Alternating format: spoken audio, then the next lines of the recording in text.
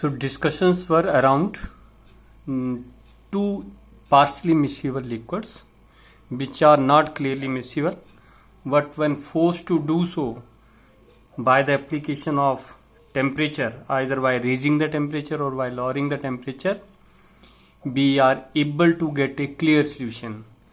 The particular temperature at which we are getting clear solution for two partially miscible liquids may be called as upper consolute temperature or lower consolute temperature, or upper lower critical solution temperature or lower critical solution temperature, depending upon whether the miscibility is achieved by raising the temperature or by decreasing the temperature.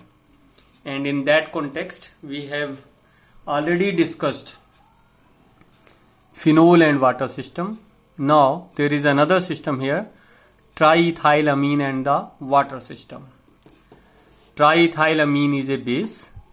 When this is dissolved in the water, so one is organic phase, another is the aqueous phase. So they are partially miscible. Nitrogen able to form hydrogen bond with the water, so it is partially miscible with the water. Here the miscibility is achieved while lowering the temperature from the room temperature, not by raising the temperature.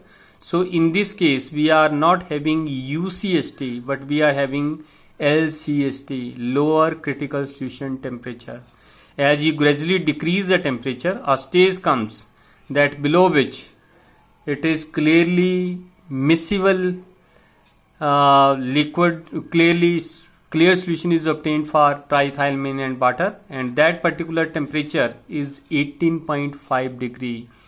Below this, in all proportion, triethylamine it is soluble in the water, and above this temperature, triethylamine separates from the water and we are having the two phases. So here the red line indicates there is the presence of the two layers, but below this red line here, in all proportions, triethylamine dissolves in the water.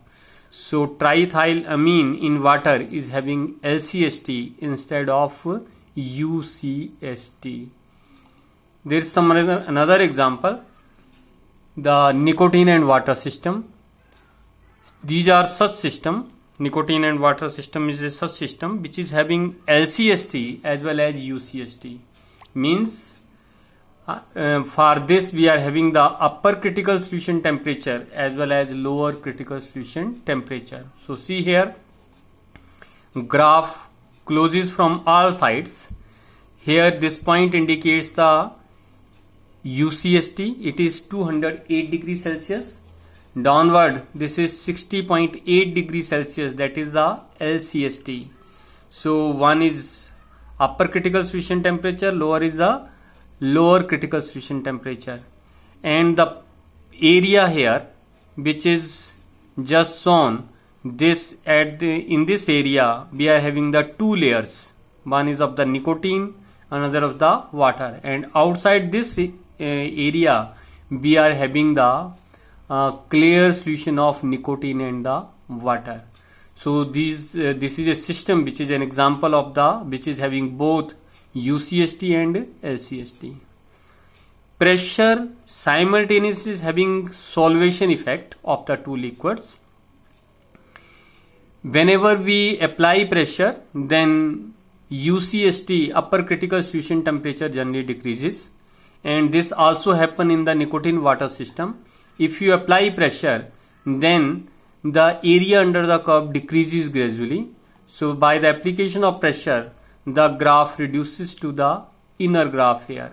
If you go on applying the pressure, the graph becomes again shorter and shorter, and a stage will come that it will change to a point. So not only temperature is responsible for the dissociation of two partially miscible liquids, but pressure is also responsible for the dissociation of the two partially miscible liquids.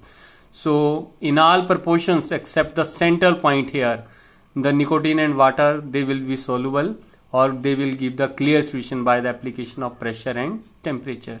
So these were some examples related to the lower critical solution temperature and upper critical solution temperature.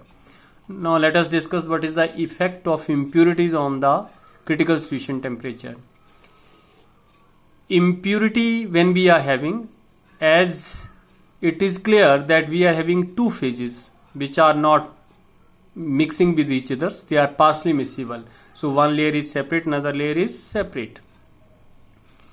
If the impurity that we are going to add, it is soluble in one of the liquid, then it reaches the upper critical solution temperature or CST. For example, phenol and water system we are having. Let us add salt, potassium chloride or sodium chloride. As you know, potassium chloride and sodium chloride, these are the ionic salts. They will be soluble in the water, but they will not be soluble in the phenol. So it means impurity is soluble in one of the